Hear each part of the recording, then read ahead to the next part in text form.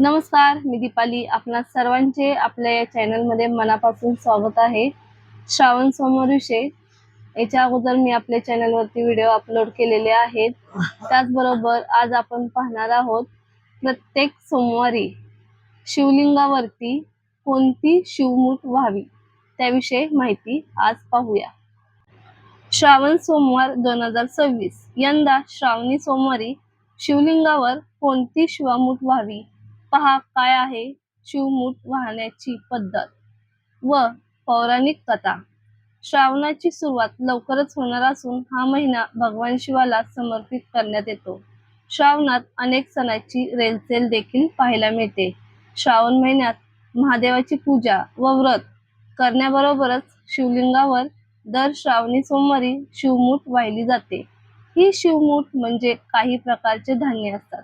मात्र शिवमूठ वाहण्याचे कारण व ती कशी व्हावी तसेच यामागे काय पौराणिक कथा आहे ते जाणून घेऊया. श्रावण येत्या 13 ऑगस्ट पासून सुरू होणार आहे. अवघ्या काही दिवसावर श्रावण महिना येऊन ठेपला असून या महिन्यात अनेक सण उत्सव देखील येतात. तसेच श्रावणात महादेवाची पूजा व व्रत करण्याचे मोठे महत्त्व आहे. या महिन्यात श्रावणी सोमवारी व्रत करून शिवलिंगावर शिवमूठ वाहिली जाते. ही शिवमूठ म्हणजे दर सोमवारी वेगवेगळी धान्ये महादेवाच्या पिंडीवर अर्पण केली जातात. मात्र यामागील कारण अनेकांना माहीत नसते. आज आपण जाणून घेऊयात की यंदा श्रावणात कोणत्या सोमवारी शिवलिंगावरती कोणती शिवमूठ अर्पण करायची आहे, तसेच शिवमूठ अर्पण करण्याची पद्धत व पौराणिक कथा काय आहे जाणून घेऊयात. शिवमूठ पहिला श्रावणी सोमवार 17 ऑगस्ट तांदूळ, दुसरा श्रावणी सोमवार 24 ऑगस्ट तीळ, तिसरा श्रावणी सोमवार 31 ऑगस्ट मूग, चौथा श्रावणी सोमवार 7 सप्टेंबर गहू. तर आता आपण पाहूया शिवमूठ वाहण्याचे महत्त्व काय आहे ते. श्रावण महिना हा महादेवाला समर्पित असल्याने या काळात भक्त महादेवाची मनोभावे पूजा आणि व्रत करतात.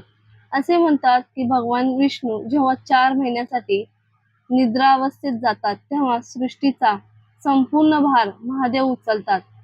आषाढानंतर सुरू होणाऱ्या श्रावणात त्यामुळे महादेवाची पूजा भक्ती केली जाते. या काळात भगवान विष्णू निद्रावस्थेत असतात. शिवमूठ म्हणजे शिवलिंगावर वेगवेगळ्या प्रकारच्या धान्याचे अर्पण करणे. असे केल्याने घरात सुख शांती समृद्धी येते, तसेच आयुष्यातील अडचणी संपतात व घरात भरभराटी होते अशी मान्यता आहे. शिवमूठ कशी व्हावी. शिवमूठ वाहण्याची विशिष्ट पद्धत आहे. तुम्ही सकाळी लवकर उठून स्नान झाल्यावर घरातील महादेवाची पूजा करावी. यासाठी प्रथम शिवलिंग असेल तर त्याचा अभिषेक करावा. महादेवाला फूल, बेलपत्र, भस्म अर्पण करावे. धूप, दीप, अगरबत्ती लावून पूजा करावी. त्यानंतर आपल्या हाताच्या उजव्या मुठीत शिवमूठ घेऊन शिवलिंगावर उजव्या हाताच्या अंगठ्यातून हळूहळू शिवलिंगावर व्हावी. त्याचप्रमाणे मंदिरात जाऊन देखील महादेवाच्या पिंडीवर अशाच पद्धतीने श्रावणातील प्रत्येक सोमवारी शिवमूठ अर्पण करावी. शिवमूठ का वाहिली जाते, महत्त्व व पौराणिक कथा. पौराणिक कथेनुसार एक आटपाट नगर होतं. तिथे एक राजा होता. त्या राजाला 4 सुना होत्या. 3 आवडत्या होत्या, 1 नावडती होती. आवडत्या सुनांना तो चांगल्या चांगल्या वस्तू आणून देत असे आणि नावडतीला जेवायला उष्ट, खरकट, नेसायला जाडे भरडे, राहायला गुरांचे घर आणि गुरख्यांचे काम असे असत. पुढे श्रावण मास आला. पहिला सोमवार आला. त्या दिवशी त्या नावडतीची नागकन्येशी आणि देवकन्येशी भेट झाली. ते कुठे जात आहे अशी विचारणा केल्यावर कळालं, महादेवाच्या देवळात शिवमूठ व्हायला जात आहात. नावडतीने विचारलं. त्यांनी काय होतं.